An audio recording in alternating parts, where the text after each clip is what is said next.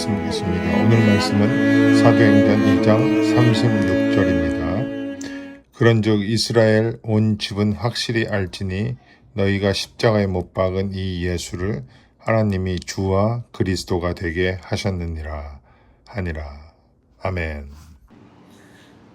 사도신경에 나오는 성자 하나님에 대한 고백은 크게 인격과 사역으로 나뉜다고 했습니다. 성자 하나님의 인격인 예수, 그리스도, 독생자, 주에 대해 살펴보고 있는데 그 고백 안에는 성자 하나님이 누구신지에 대해서 전부 밝혀주고 있습니다. 지난주에는 예수와 그리스도에 대해서 알아보았습니다. 성자 하나님의 이름인 예수 안에 담겨진 의미는 자기 백성을 죄에서 구원한다는 그 예수의 정체성, 인격을 계시하는 것이었습니다. 예수라는 이름이 주는 이러한 의미를 정확히 알기만 한다면 우리는 예수를 어떤 분으로 받아들이고 믿어야 할지를 분명히 할 수 있습니다. 입술로는 예수를 받아들이고 믿는다고 하지만 실제로 예수의 이름 안에 있는 정체성대로 예수를 믿고 받아들이는 것이 아니라 다른 것을 얻기를 바라면서 예수를 받아들이며 믿는 자들이 있다고 했죠. 그러하기에 지난주에 살펴본 하이델베르그 요리문답 30번째에서는 이렇게 답변을 하고 있는 거예요. 그들은 예수를 입으로는 그렇게 받아들이고 믿는다고 하지만 행위로는 부인한다고 한 것입니다. 그러므로 성자 하나님을 예수로 고백한 자는 무엇보다 죄에서 구원하시는 예수를 바로 믿어야 하는 것이지 다른 것을 주시는 예수로 받아들여서는 안 된다는 것입니다. 그렇게 한다면 행위로 예수를 부인하는 자가 되기 때문입니다.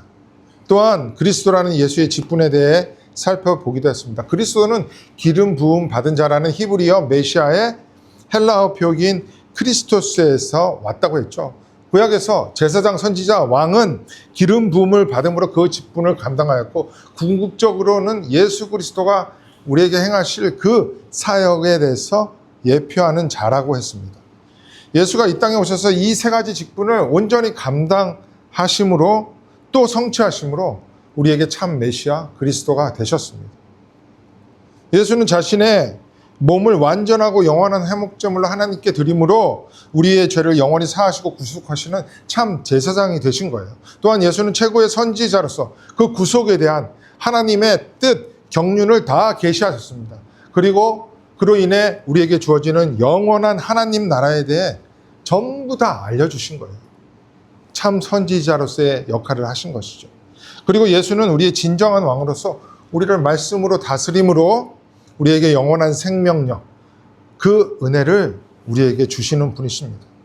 이와 같은 성자 하나님을 그리스도로 고백하는 이들을 그리스도인이라고 하는데 말 그대로 그리스도인이란 그리스도의 그 삼중 직분에 참여한 자로서 그와 같이 살아가는 자라고 말씀을 드렸습니다.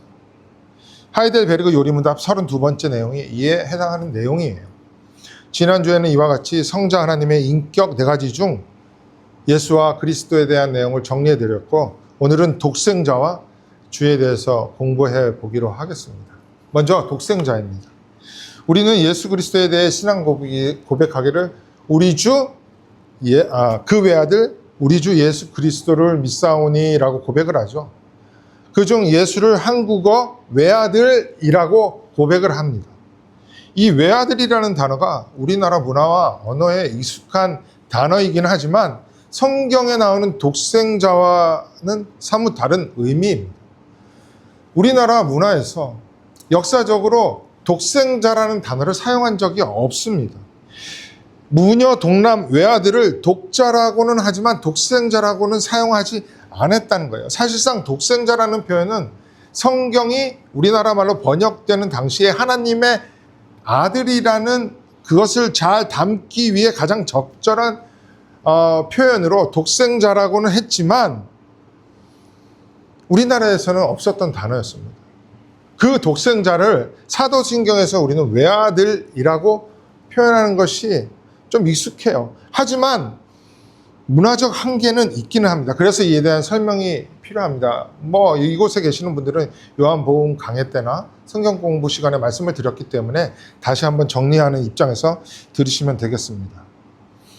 예수님과 사도들의 그 사역으로 인하여 예수의 이름이 온 세상에 전파되기 시작됐습니다. 그렇게 전파되는 복음 가운데 이것이 있었어요. 예수는 하나님의 아들이라는 것이 있었습니다. 그런데 이 내용을 유대인과 이방인들이 어떻게 받아들였냐면 그들의 문화 가운데 있는 하나님의 아들이라는 개념으로 받아들였다는 거예요. 먼저 유대인들은 하나님에 대해서 세 가지 정도로 생각했습니다.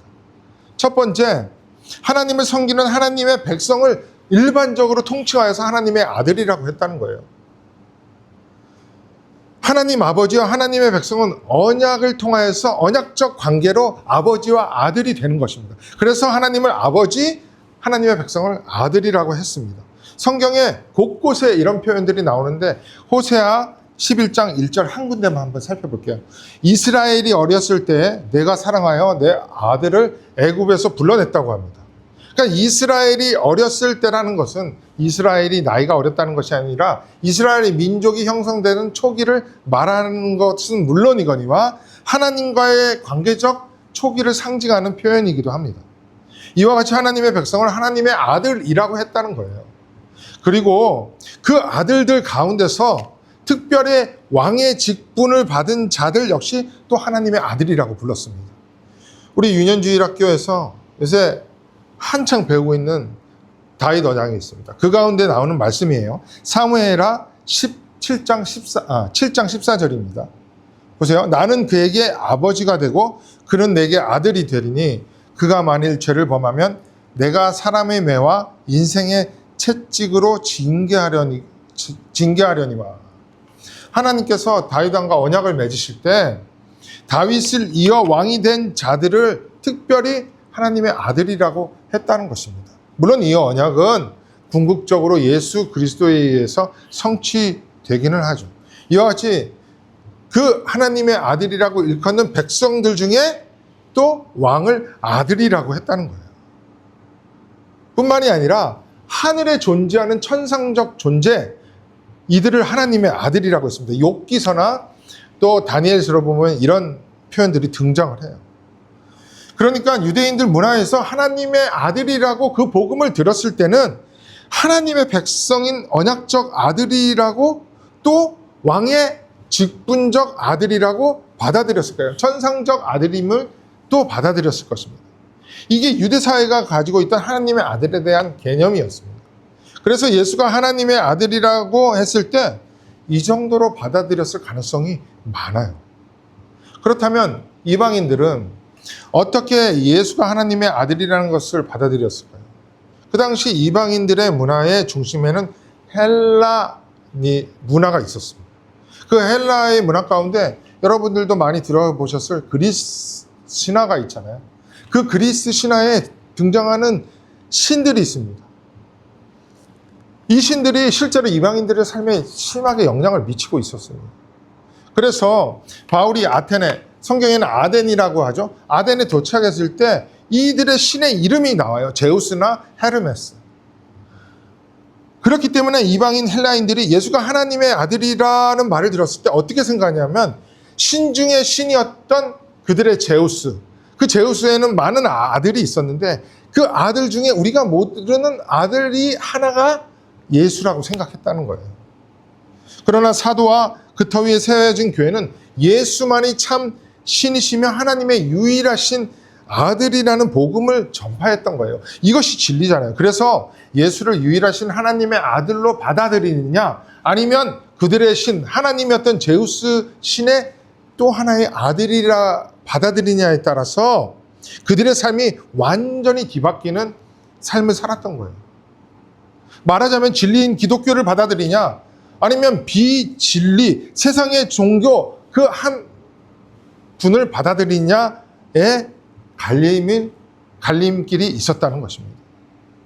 유대인들에게도 마찬가지였죠. 그들이 생각하는 일반적인 개념의 하나님의 아들이 아니었잖아요. 그래서 예수님은 당신에 대해서 하나님의 아들이라는 것을 말씀하신과 동시에 나는 하나님과 하나이다라는 말씀을 그들에게 수시로 하셨던 것입니다.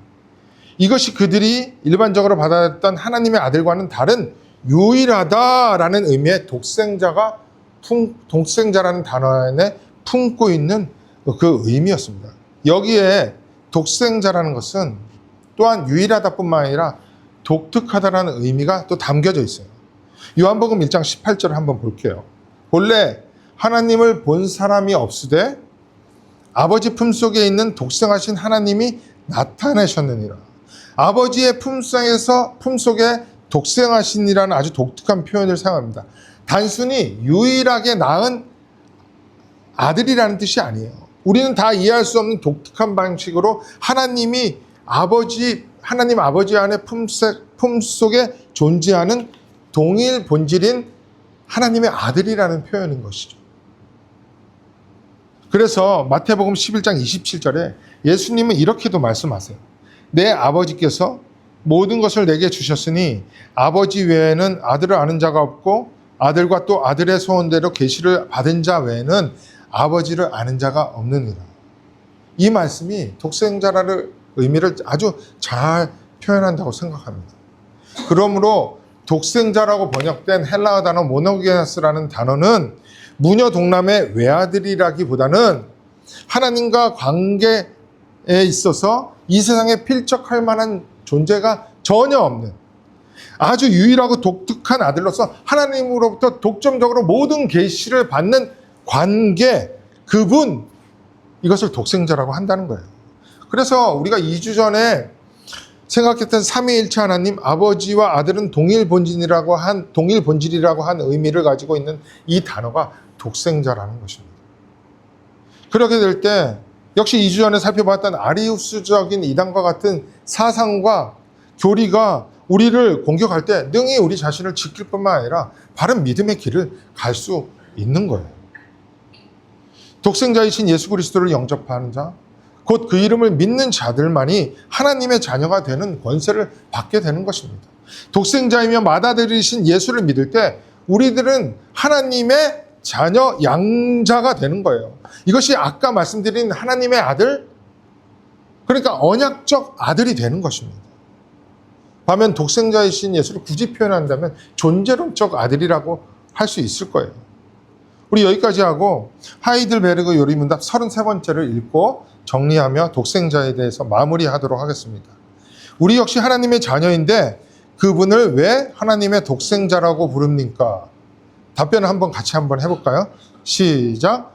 왜냐하면 오직 그리스도만 본질로 하나님의 영원한 아들이시기 때문입니다. 우리는 그리스도로 말미암아 은혜로 입양된 하나님의 자녀입니다. 되셨죠? 그러므로 우리가 외아들이라고 할 때 그 인간적인 하나밖에 없는 아들이라는 생각을 버리시고 지금까지 말씀드린 내용을 잘 정리하셔서 존재하시는, 스스로 계시는 그 성자 하나님을 올바로 믿고 믿음의 길을 걸어가시기를 주님의 이름으로 부탁을 드립니다. 이제는 성자 하나님의 인격인 마지막 주님이라는 것에 대해서 좀 살펴보도록 하겠습니다. 조금 전에 하나님의 아들이라는 단어가 그들의 문화 가운데 어떻게 사용되는지를 살펴보고 또 진짜 하나님의 아들, 독생자가 어떤 차이가 있는지 살펴보았듯이 주라는 단어 역시 일반적으로 그들이 어떻게 사용하고 있었으며 또 우리가 부르는 그 주님이 이것과 어떤 차이가 있는지 우리가 알아보도록 하겠습니다. 먼저 유대인들은 어떤 사람을 부를 때 최대한 존중하는 의미에서 주님이라고 불렀습니다. 요한복음 20장 15절을 보면 이런 말이 나와요. 부활하신 예수께서 마리아에게 말씀하십니다. 이르시되 여자여 어찌하여 울며 누구를 찾느냐 하시니 마리아는 예수를 동산지기로 안 거예요. 그러면서 뭐라고 합니까? 주여 당신이 옮겼거든. 예수님을 주여라고 한 게 아니라 동산지기를 주여라고 말한 겁니다. 어디에 두었는지 내게 이르소서 그리하면 내가 가져가리이다. 즉 정중하게 부를 때 주님이라는 표현을 사용했다는 것입니다. 또한 사회적 위치가 자기보다 높은 사람을 부를 때 흔히 주님, 주여라는 표현을 했습니다. 마태복음 27장 63절을 보세요. 주여 저 속이던 자가 살아있을 때 말하되 내가 사흘 후에 다시 살아나리라 한 것을 우리가 기억하노니. 이게 무슨 말이냐면은 대제사장들과 바리새인들이 빌라도를 부르면서 주여라고 했던 거예요. 십자가에 못 박혀 죽은 예수가 살아생전에 우리들에게 말할 때 자신이 죽고 난 이후에 사흘 만에 부활한다는 그 말이 생각나서 총독인 빌라도에게 그 무덤을 지켜달라고 부탁할 때 빌라도를 이끌어서 주여라고 했다는 것입니다. 이와 같이 사회적 계층에서 높은 위치에 차지하고 있는 사람을 주님이라고도 했다는 것입니다.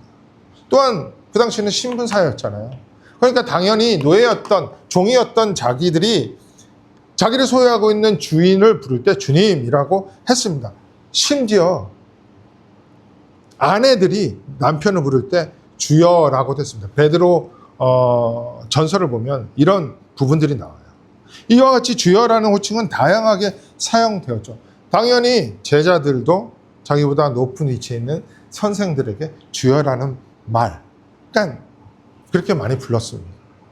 그래서 성경을 보면 제자들이나 무사람들이 예수님을 일컬어 주여라고 할 때 우리가 생각하는 그 주님으로 부른 것이 아니라 이런 일반적 상황 가운데 주님이라고 부르는 것을 많이 느낄 수 있어요. 그러니까 문맥에서 잘 파악하며 읽으셔야 한다는 거예요.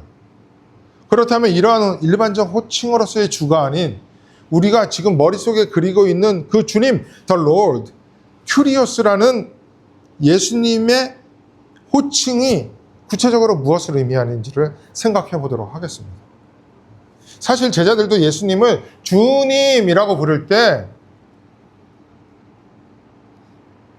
부활하시고 죽으시고 부활하시기 전까지는 예수를 주여라고 불렀지만 신적인 칭호로서 예수님을 주라고 했던 것이 아니었습니다. 다마도 단순히 따라야 하는 스승 정도로서 주님이라고 불렀을 가능성이 많습니다. 안 그렇다면 예수가 죽은 후에 그렇게 낭망할 필요가 없었잖아요. 그러나 십자가에 못 박혀 죽었던 예수가 부활했을 때부터, 그리고 그 부활을 인식했을 때부터 예수를 불렀던 그 주님이라는 칭호는 지금까지 해왔던 선생으로서, 사회적 리더로서의 그 주님과는 사뭇 다른 신적 칭호로서 주님으로 불렀다는 거예요. 그러니까 단순히 주님이라고 부르는 그 호칭이 중요한 것이 아니라 그 주님을 부르는 그 내용 안에 우리가 믿고 있는 주님으로서 바른 개념을 가지고 있느냐가 중요하다는 거예요. 예수의 부활을 의심했던 제자 도마에게 예수님께서 나타나셔서 못자국 난 손과 창자국 난 그 옆구리를 손으로 만져보라고 하시잖아요. 그리고 나서 도마가 예수님을 향해서 어떤 고백을 해요?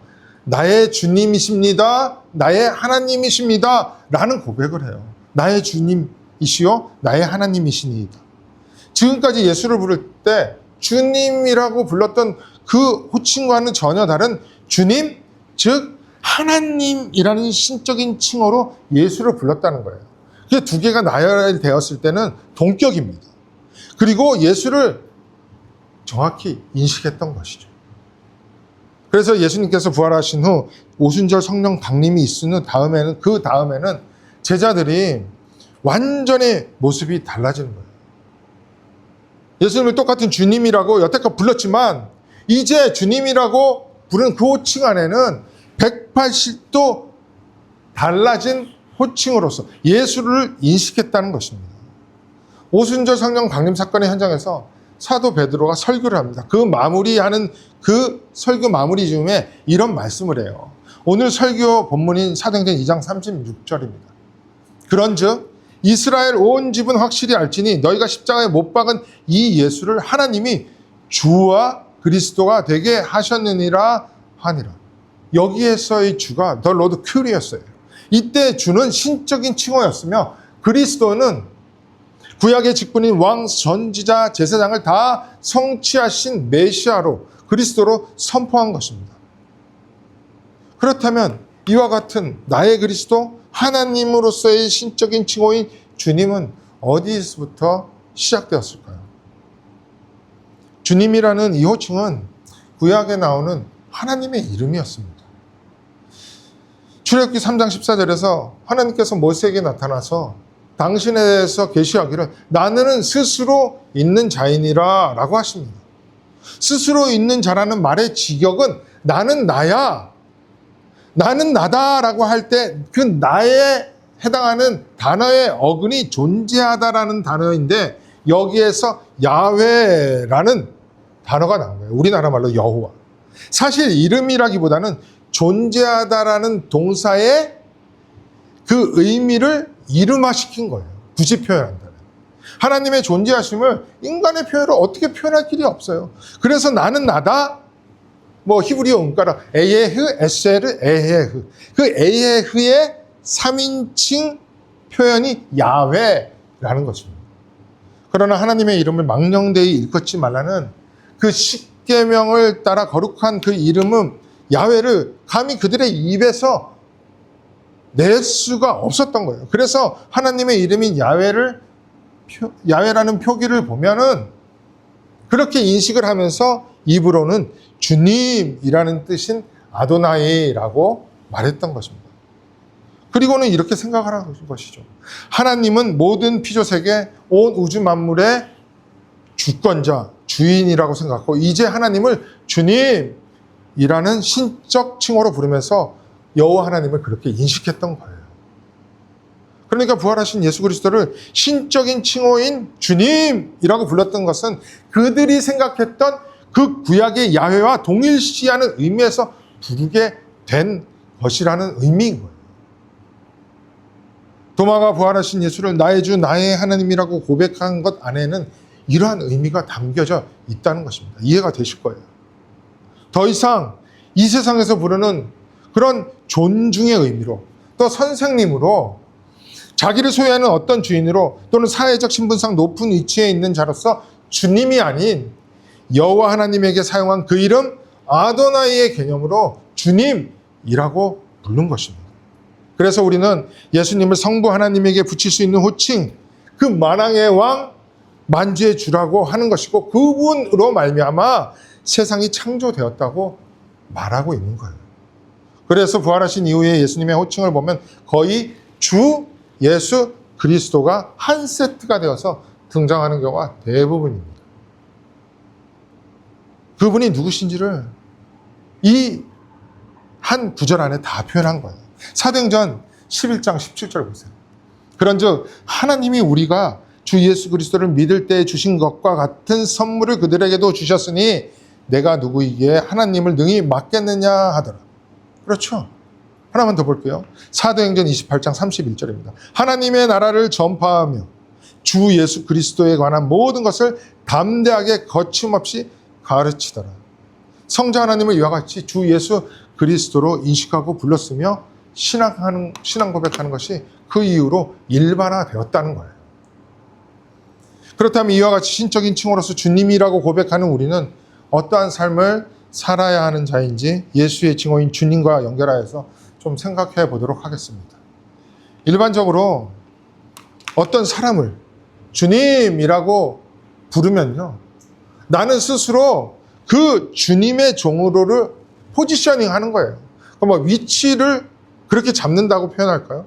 사도 바울이 쓴 편지들을 보면은 이런 구절들이 정말 많이 나와요. 그리스도 예수의 종 바울은 이렇게 나오죠. 여기에서 종에 해당하는 단어가 둘로스입니다. 이 둘로스가 종인데 이 시대를 살아가는 저와 여러분 모든 사람들에게 해당될 수는 없어요. 그렇게 살아가는 사람은 없잖아요, 거의. 그래서 이 개념을 충분히 인식하기는 쉽지 않을 거예요. 보통 우리가 주종관계에서 종의 신분이다라고 하면은 거의 직업적인 사장과 종업원의 관계에서 그렇게 표현을 할 거예요.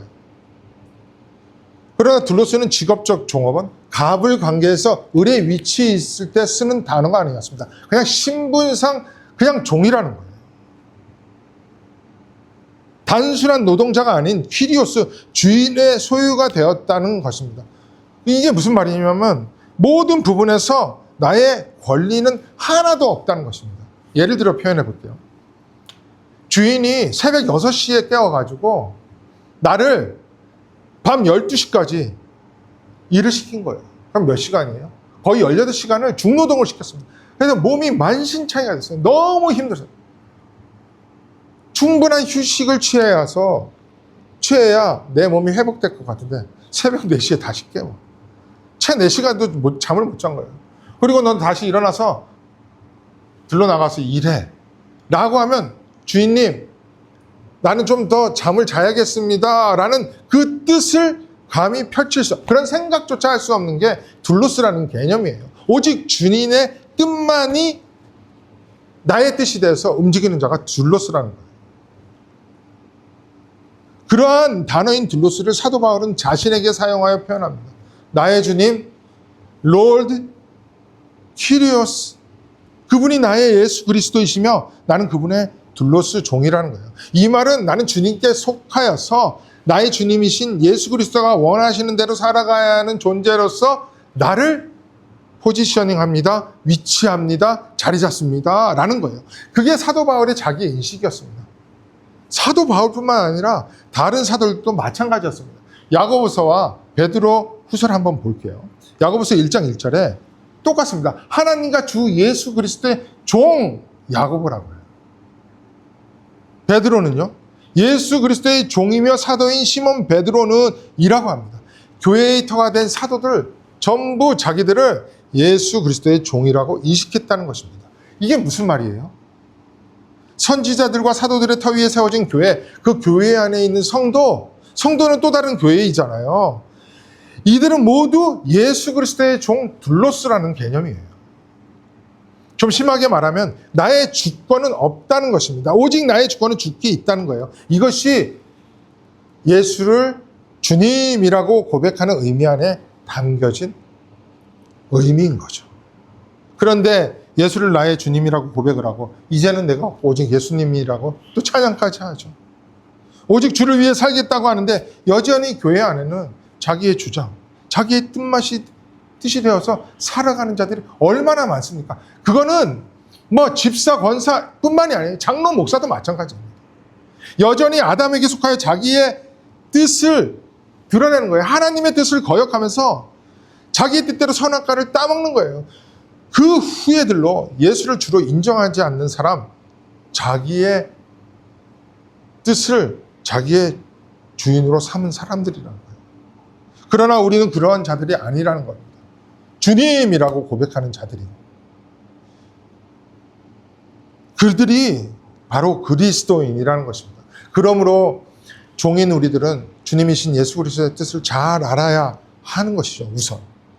그리고 그 뜻을 인격적으로, 자발적으로 순종하면서 잘 받들어 섬겨야 하는 자들이라는 것입니다.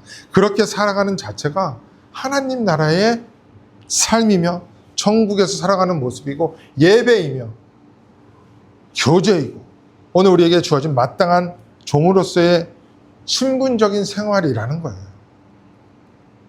예수를 주로 부르며 믿는 자들의 생활이라는 것이죠. 이러한 둘로스의 신분을 받아들이지 못하고 여전히 우리의 삶의 주인은 내가 되어서 살아간다면 그 고백조차, 주라는 고백조차 헛되게 하는 것이죠. 하나님의 이름을 진짜 망령되게 일컫는 것입니다. 마지막으로 산상수훈 가운데 말씀하신 그 예수님의 가르침을 보고 말씀을 마치도록 하겠습니다. 마태복음 7장 21절에서 23절 말씀이에요. 나더러 주여 주여 하는 자마다 다 천국에 들어갈 것이 아니요 다만 하늘에 계신 내 아버지의 뜻대로 행하는 자라야 들어가리라.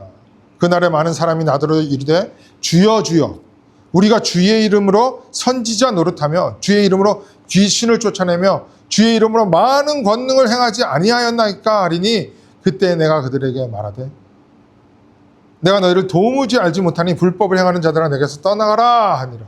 하나님, 예수를 나의 주인이라고 고백하면서 내가 얼마나 영적 능력을, 권능을 펼쳤는지 아세요? 선지자 노릇을 했잖아요. 그렇게 주장한다는 거예요. 예수님은 너희들이 가지고 있는, 그런데 이렇게 말하는 거예요. 예수님은 너희들이 가지고 있는 그런 능력, 권능으로 나의 이름을 높인 것이 아니라 종교적 기득권을 유지하면서 활용하여 그것을 얻은 세상적 결과물들을 가지고 너의 인생에서 너희가 주인이 되고 있지 않느냐? 이 말씀을 하는 거예요. 그러니까 아버지의 뜻을 어찌하여 행하지 않았느냐? 그렇게 반문하는 것입니다. 그들을 일컬어 불법을 행하는 자들. 예수께서 모르는 자들, 천국에 들어가지 못하는 자들, 구원받지 못한 자라고 하는 거예요. 예수를 주님이라고 부름에도 불구하고 예수와 상관이 없는 자라고 하는 것입니다. 사랑하는 우리 그리스도 반석교회 형제자매님 여러분, 우리는 예수를 주님이라고 부르는데 어떤 주님으로 받아들이고 믿으면서 주님이라고 부르고 계십니까? 주님을 부를 때마다 나는 진정한 종 둘로스로서 예수 그리스도 독생자 주님 앞에 서고 계십니까? 다시 한번 도전할게요. 지금까지 살펴본 성자 하나님에 대한 인격적 칭호인 예수 그리스도 독생자 주님까지 우리는 겉으로 입술로 수없이 고백했을 것입니다. 그러나 더 중요한 것은 성자 하나님을 어떻게 인식하고 믿으며 그 믿음대로 살아가고 있는지, 그렇게 살아가면서 고백하고 있는지가 더 중요하다는 거예요. 정말 죄에서 구원하실 예수로, 제사장, 선지자, 왕의 직분을 성취한 기름 부음 받은 예수 그리스도로, 또한 그리스도를 믿는 참 그리스도로서 그 그리스도의 삼중 직분에 참여한 자로서 오늘 예수 그리스도로 부르고 있습니까? 예수 그리스도만이 성부 하나님의 품에서 독생하신 독생자로 하나님의 계시를 온전히 전달하실 유일하신 분으로 믿고 계신가요? 또한 진짜 신적인 칭호인 나의 주님, 나의 하나님으로 예수만을 붙들고 있습니까? 말로는, 입술로는 그렇게 부르고 고백하지만 다른 것을 그리면서 다른 것들이 나에게 주어질 것으로 예수 그리스도를 따라가서는 절대 안 된다는 것입니다. 그 외아들 우리 주 예수 그리스도를 믿사오며 라고 성자 하나님의 인격을 고백할 때마다 그 고백 안에 담겨진 의미와 그 믿음 내용들이 올바로 우리 인식하고 믿어서 하나님의 참된 백성으로, 자녀로, 또 종으로 참된 믿음의 길을 걸어가는 축복이 가득하기를 우리 주 예수 그리스도 그 외아들의 이름으로 축원을 드립니다.